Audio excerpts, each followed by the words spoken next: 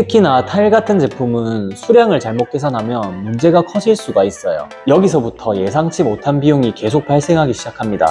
제가 반셀프를 한다면 이렇게 갈 거라고 여러분께 말씀을 드리고 싶은데요.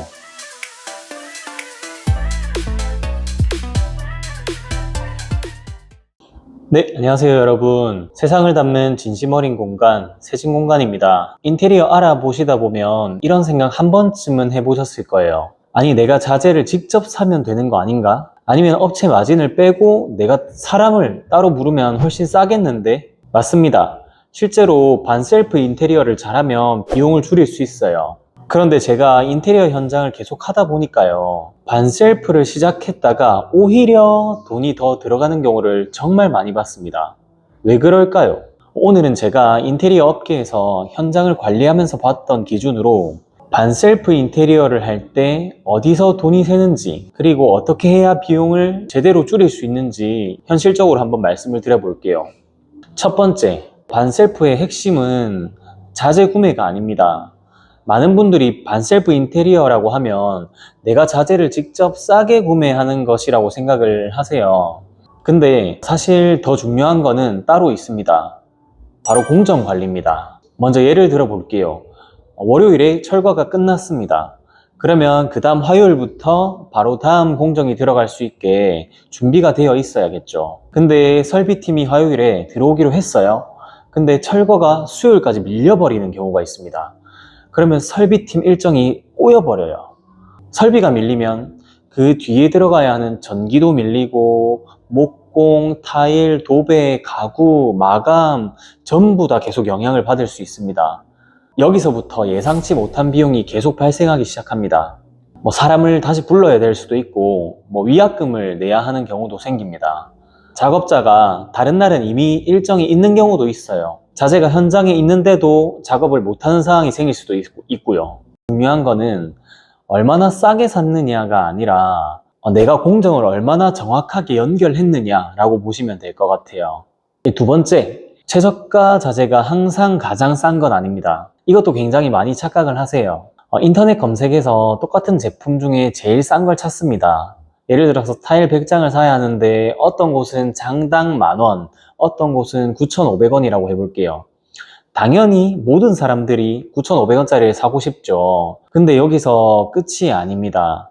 배송비가 얼만지, 현장까지 들여다 주는지, 엘리베이터가 안 되면 별도 양중비가 있는지, 또 파손이 됐을 때 누가 책임을 지는지, 추가 주문을 하면 이색 없이 같은 제품을 받을 수 있는지, 또 반품이 가능한지, 이 모든 거를 다 봐야 합니다. 특히나 타일 같은 제품은 수량을 잘못 계산하면 문제가 커질 수가 있어요. 처음에 100장을 주문했는데 실제로 110장이 필요했다. 10장을 추가 주문을 하게 되겠죠. 그런 경우에 제품이 또 생산 시기가 달라서 색감이나 질감이 미세하게 차이가 날 수가 있습니다. 결국 처음부터 정확하게 계산하거나 그러지 못했을 경우에 같은 생산 시기의 자재를 구해올 수 있는 게 중요하다는 거죠. 그래서 저는 얼마에 샀느냐 보다 최초 가격보다는 실제로 총 얼마가 들었느냐 이걸 생각해 보시라고 말씀을 드리고 싶어요.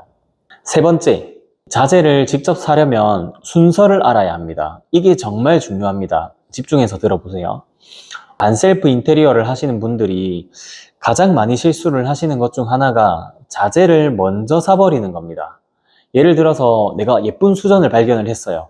와, 이거 너무 예쁘다. 그래서 바로 주문을 했어요. 그런데 나중에 현장에 가서 보니까 내가 설치하려는 세면대나 배관, 그런 현장 조건이랑 맞지가 않는 거예요. 그러면 어떻게 되겠죠? 다른 걸로 교환해야 됩니다. 배송비 추가로 나가죠. 이미 포장을 뜯었으면 반품이 안 될 수도 있습니다. 독이나 주방 제품들도 마찬가지고 모든 것들이 사실 마찬가지예요. 제품을 고르는 것 자체가 중요한 게 아니라 그 제품이 우리 현장 조건에 맞는지를 먼저 확인해야 합니다. 그래서 자재는 예뻐서 산다가 아니라 현장 조건을 확인하고 산다. 이게 순서가 되어야 합니다. 아시겠죠? 네 번째, 모든 자재를 직접 구매할 필요는 없습니다. 말씀을 드리면 제가 생각하는 반셀프의 핵심이거든요. 반셀프를 한다고 해서 벽지부터 실리콘까지 전부 내가 최저가를 찾아보고 사야 하는 건 아닙니다. 오히려 그렇게 하면 시간 대비 효율이 떨어질 수 있어요. 예를 들어서 뭐 타일이나 조명, 도기처럼 제품에 따라서 가격 차이가 크고 디자인에 따라서 결과물의 차이가 많이 나는 품목들이 있거든요. 이런 거는 솔직히 말해서 직접 비교해 볼 가치가 있습니다. 시간도 들여서 마음에 드는 걸 골라야 되는 거라고 생각을 하는데, 반면에 본드나 레미탈, 시멘트, 실리콘 이런 소모품 같은 부자재까지 하나하나 최저가를 내가 찾아다닌다고 생각을 해보면 시간도 너무 많이 들어요. 금액 차이도 그렇게 많이 안 납니다. 그리고 책임 부담이 나한테 있어요. 뭐냐면 현장에서 뭔가 변수가 생겼을 때 이거 누가 샀어요? 부족해서 더 필요합니다. 등의 문제가 생길 수가 있거든요. 그럴 때 내가 책임을 떠안아야 돼요. 그래서 저는 반셀프를 한다면 모든 걸 직접 하는 방식보다는 돈 차이가 큰 부분에 내 시간을 쓰는 방식을 추천하고, 무게가 너무 무겁거나 변수가 생겼을 때 감당이 안 되는 부분에 대해서는 업체 쪽에, 시공자 쪽에서 한 번에 그냥 가지고 들어올 수 있도록 우리가 비용을 조금 더 내더라도 그렇게 하는 게 훨씬 더 정신적으로, 비용적으로 절감이 될 수 있다고 봅니다. 그 모든 걸 잘 관리할 수 있고 내가 여건이 된다 그러면은 직접 하시는 것도 괜찮다고 생각을 해요. 이제 5번째, 반셀프를 할 거라면 공사 전에 아주 많은 시간을 써야 합니다. 이게 정말 중요해요. 공사가 시작되고 나서 고민하면 좀 늦습니다. 공사 시작 전에 도면도 확인하고 전체 공정 순서도 정하고 각종 공정의 시작일과 종료일을 잡고 누가 어떤 일을 하는지, 그런 시공업자도 섭외하고 자재가 언제 현장에 들어와야 하는지 정해서 시기에 맞게 발주도 넣어야 합니다. 예를 들어서 타일 공사가 금요일이다 하면 타일은 금요일 아침에 주문을 하는 게 아니라 아무리 늦어도 목요일 오후에는 현장에 들어와 있어야 하겠죠. 그런데 혹은 미리 주문해서 너무 일찍 가져다 놓으면 이전의 작업 중에 방해가 되거나 놓을 공간이 없을 수 있고 현장에서 파손이 될 수도 있습니다. 그러니까 언제 주문할 것인가와 언제 현장에 들어올 것인가도 다른 문제라고 보시면 돼요. 이거를 하나씩 직접 맞춰야 하거든요, 직접. 그런데 여기서 한 가지 더 생각을 해보셔야 됩니다. 그러면 반셀프를 하면 무조건 턴기보다 싸냐? 저는 그렇게 생각은 하진 않습니다. 반셀프가 무조건 저렴한 것도 아니고 비싼 것도 아니고 턴키가 무조건 비싼 것도 아닙니다. 왜냐하면 결국에는 내가 직접 해야 하는 일이 있기 때문이죠. 각 공정별로 견적을 비교해야 되고 또 업체도 섭외를 해야 하고 공사 일정도 관리를 해야 되고 자재도 발주를 해야 해요. 현장에 문제가 생기면 또 직접 내가 해결을 해야 돼요. 그리고 그 시간에도 사실은 비용이 있습니다. 보통 감리비라고 하죠. 사업하시는 분이라면 특히 그렇습니다.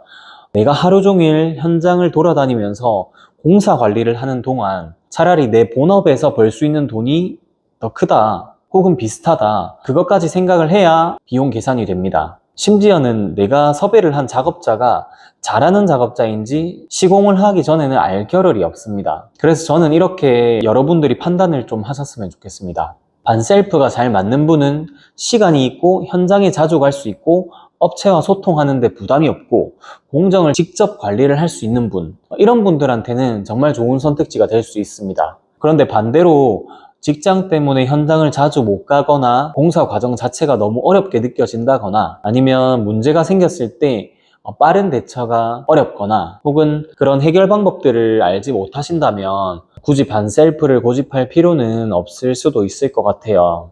오히려 좀 많이 알아보고 믿을 만한 업체를 선정해서 합리적인 비용을 지불하고 맡기는 게 결과적으로 더 저렴할 수도 있다라고 저는 생각을 합니다. 이제 마지막으로 제가 반셀프를 한다면 이렇게 할 거라고 여러분께 말씀을 드리고 싶은데요. 첫 번째, 원하시는 내용에 따라 도면부터 확정을 합니다. 두 번째, 전체 공정 순서를 정합니다. 세 번째, 공정별 시공업체를 선정을 합니다. 그 다음 네 번째는 자재를 현장 조건에 맞춰서 확정을 합니다. 그리고 다섯 번째, 각 자재의 주문일과 현장 반입일을 정하고 재고가 충분한지 미리 확인하고 실시간으로 확인을 해줘야 합니다. 그리고 마지막으로 예상치 못한 비용을 위한 예산까지도 따로 잡습니다. 이렇게까지는 해야 반셀프가 단순히 업체 마진을 빼는 공사가 아니라 내가 직접 관리해서 비용을 효율적으로 줄일 수 있는 공사가 될 수도 있습니다. 인테리어는 단순히 싸게 하는 게 중요한 게 아닙니다. 같은 돈을 쓰더라도 어디에 쓰느냐가 훨씬 중요해요. 그리고 반셀프를 고민하고 계신다면 처음부터 얼마를 아낄 수 있을까? 그런 부분만 생각하지 마시고 내가 이 공사를 실제로 잘 관리할 수 있을까?